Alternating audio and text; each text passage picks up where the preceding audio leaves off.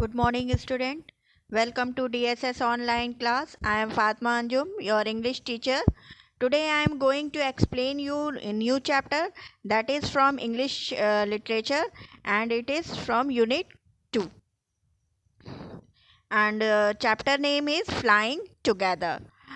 And this is very interesting story, and it is about that if we do any work with teamwork means we do with the help of each other, then we will do it easily any work, and we have to listen our elders also. What they are giving advice, we should follow them. तो ये story एक ऐसी story है जिसमें हमको ये उससे moral मिलता है कि हम लोग को कोई भी काम जो है मिलजुल के अगर करें तो हम उसमें ज़रूर सक्सेसफुल होंगे। और दूसरे अगर कोई बड़ा हमको कोई जो है एडवाइस देता है, कुछ करने के लिए कहता है, तो उसको हमें ज़रूर फॉलो करना चाहिए। अगर हम नहीं फॉलो करेंगे, उनकी बातों को नहीं मानेंगे, तो वो हमारे लिए बहुत ही हार्मफुल रहेगा, बहुत ही नुकसानदेह रहेगा। तो let's start story. What are some of the things your parents and teacher tell you to do on time? Get up in the morning, do the homework, pack your school bag. क्या होता है जब हमारे बड़े teachers या parents क्या कहते हैं करने के लिए, टाइम पे, समय पे उठने के लिए, सुबह में होमवर्क करने के लिए, बैग स्कूल बैग पैक करने के लिए, मतलब छोटे छोटे कामों के लिए पेरेंट्स या टीचर्स हमसे कहते रहते हैं, एडवाइस देते रहते हैं। What happen when you did not do as they ask you to do. और अगर जो बड़े कहते हैं, हमारे टीचर्स या पेरेंट्स हमको कोई काम करने के लिए कहते हैं या एडवाइस देते हैं, अगर हम उनको समय पे नहीं करें तो क्या होगा? हमारे लिए परेशानी होगी, हमारे लिए नुकसानदेह होगा। तो हमको जो है, जो बड़े कहते हैं उसको ज़रूर करने की कोशिश करनी चाहिए और टाइमली उनके बात को मान के वो काम करना चाहिए। तो ये स्टोरी उसी के बारे में है। तो now let's start. Deep in a forest stood a very tall tree, it's leafy branches spread out like strong arms. बहुत घने जंगल में एक बहुत बड़ा सा पेड़ था। It's leafy branches spread out like strong arms, और उसकी जो ब्रांचेस थी वो एकदम आर्म्स की तरह फैली हुई थी। आर्म्स मीन्स बाहें, जो बाजू होते हैं उसको कहते हैं। I know you all know about that. This tree was the home of a flock of wild geese.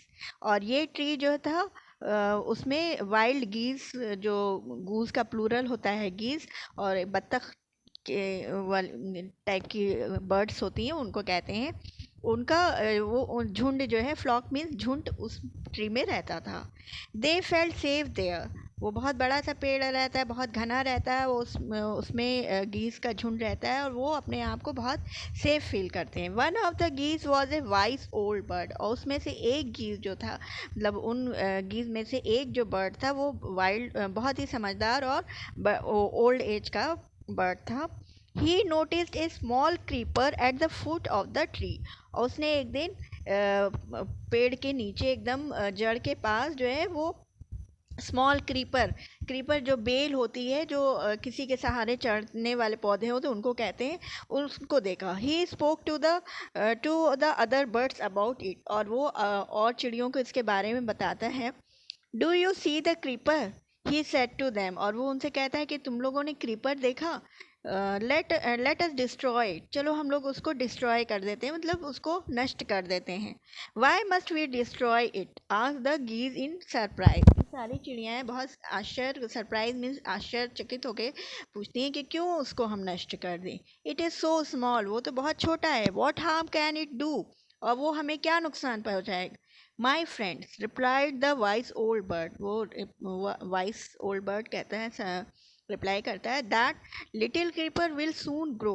वो छोटा जो क्रीपर है, वो जो बेल है, वो बहुत जल्दी बड़ा हो जाएगा। As it creeps up this tree, it will become thick and strong. और जैसे जैसे वो बड़ा होता जाएगा, और वो जो है थिक और स्ट्रॉन्ग होता जाएगा।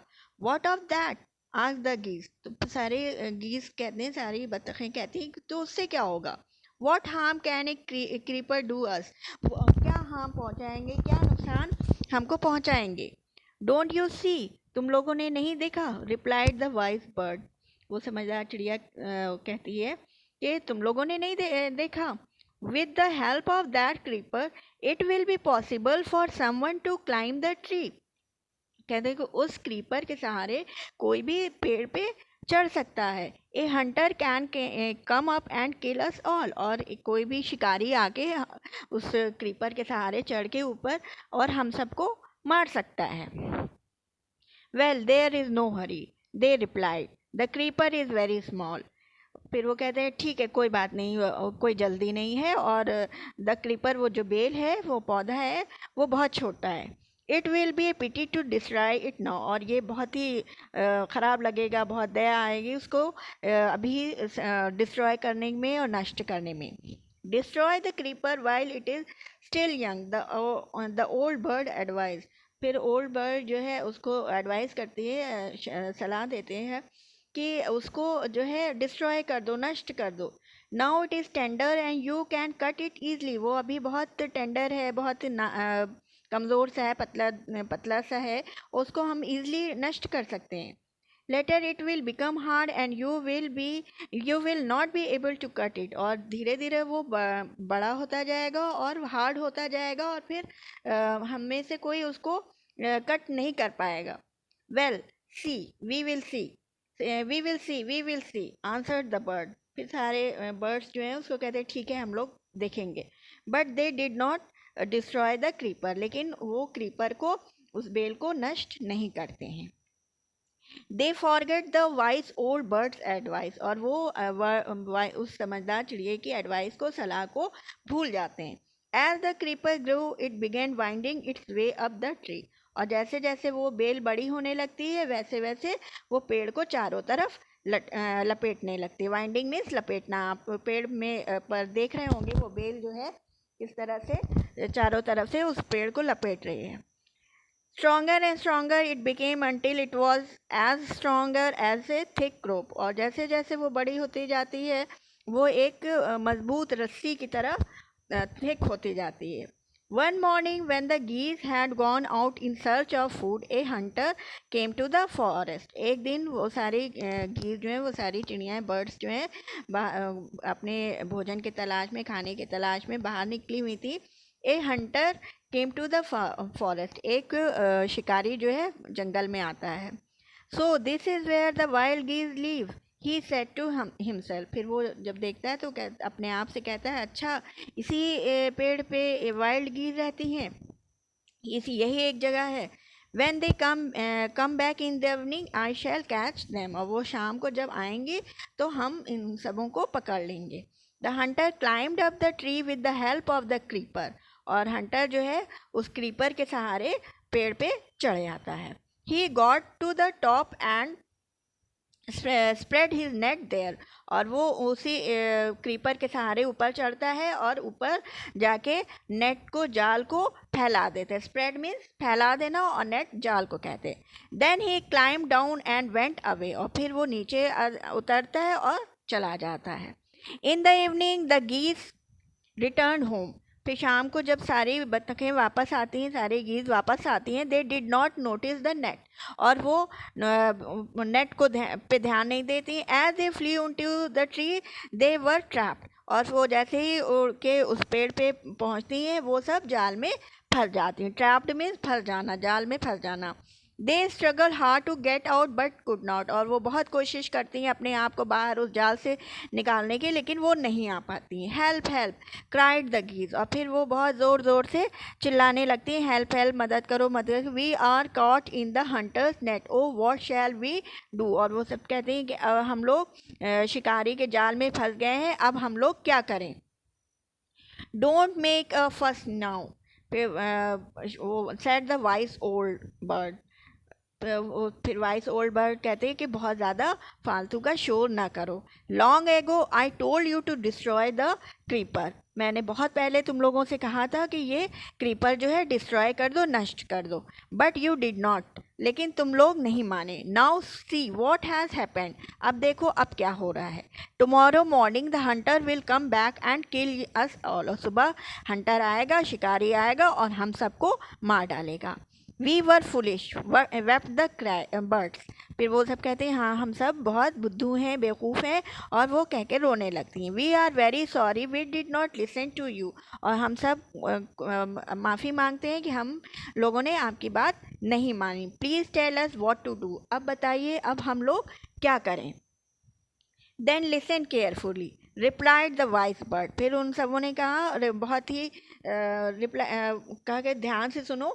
वो समझदार चिड़िया जो ओल्ड बर्ड रहती है वो उनसे कहती है, then listen carefully when the hunter comes you must all pretend to be dead.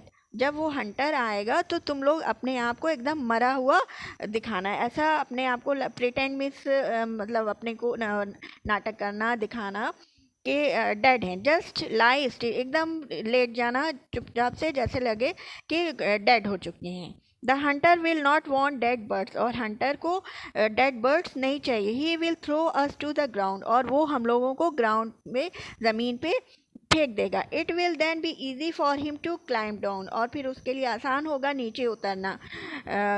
Collect the dead birds. और सारे डेड बर्ड्स को कलेक्ट करना। And take dead birds and take them home. और फिर उसको घर ले जाना। When the last of us has been thrown down, we must quickly get up and fly। और फिर जब आखिरी बर्ड भी नीचे आ जाएगी तब हम लोग क्विकली जो है एक साथ उड़े आएंगे। In the morning, the hunter came to the tree and climbed up. He looked at the geese in the net। और फिर मॉर्निंग में हंटर आता है, ऊपर चढ़ता है पेड़ पे, और वो ही लुक्ड एट द गीस इन द, और वो सारे जाल में चिड़ियों को, गीस को देखता है। दे आर ऑल डेड ही मटर टू हिमसेल्फ। और वो कहता है अपने आप, मटर मीन्स बुदबुदाना, अपने आप से वो कहता है कि ये सब तो मर चुकी हैं। He threw them out of the net one by one. और फिर वो उनको बारी बारी करके नीचे फेंक देता है। The birds lay still until the last one had been thrown down.